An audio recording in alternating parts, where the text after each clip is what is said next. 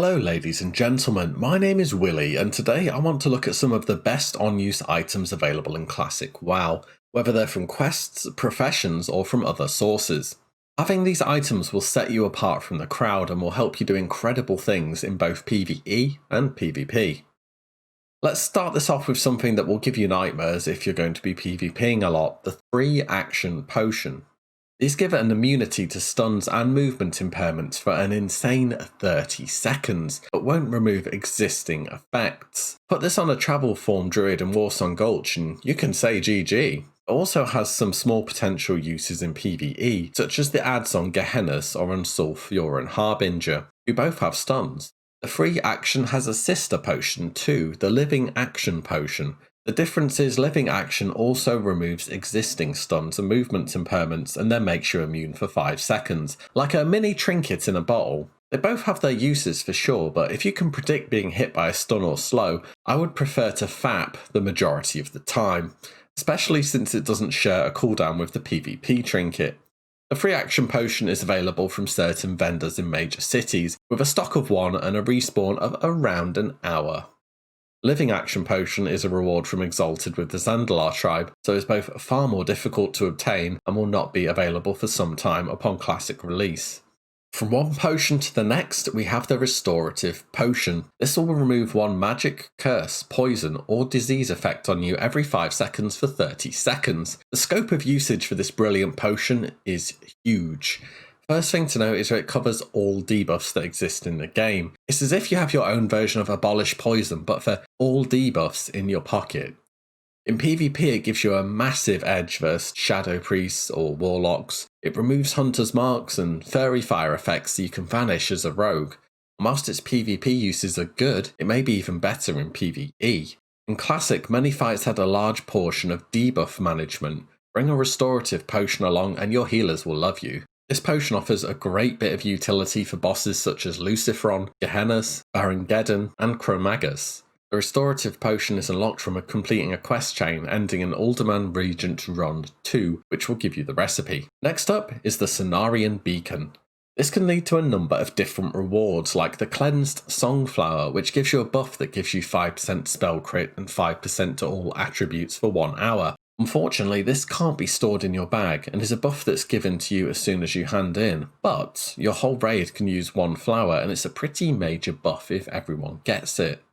Another huge benefit of this activity is the Cleansed Whipper Root Tuber, which heals for 700 to 900. The best part about this is it doesn't share a cooldown with health potions and it can crit. This is as strong as the Combat Healing Potion. Having an extra emergency heal can absolutely make the difference at clutch moments in both PvE and PvP. To get these, first you need to complete a quest in Felwood called Cleansing Felwood.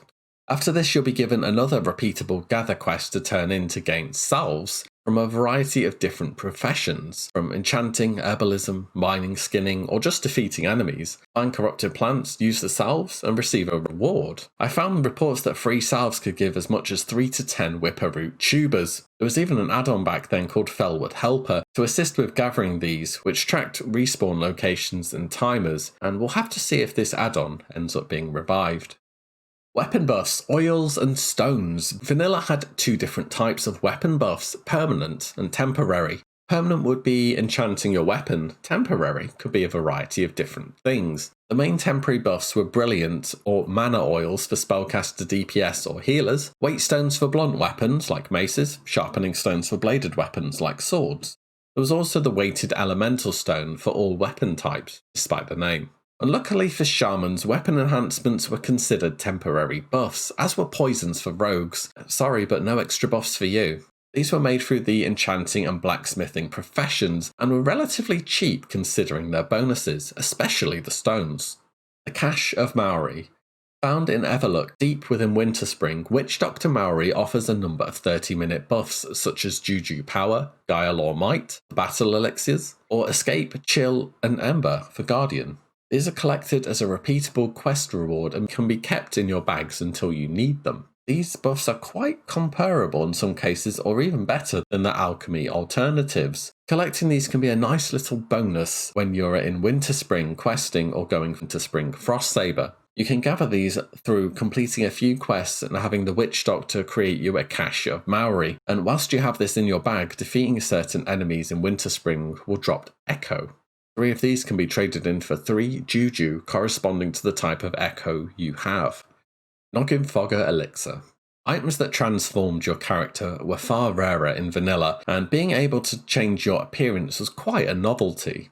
One of my favourite methods to do this was through the Noggin Fogger Elixir. This had 3 different effects. The first was shrinking your character considerably for 10 minutes. The second was slow falling you for 2 minutes. Third, and best of all, was changing your model into a skeleton for 10 minutes. This also allowed you to breathe underwater. You could still attack and cast in this form, but couldn't mount up. Once you completed the quest, you can buy an unlimited amount of elixirs from Mr. Noggin Fogger. Technically, you could be a skeleton forever, as the potion had no cooldown.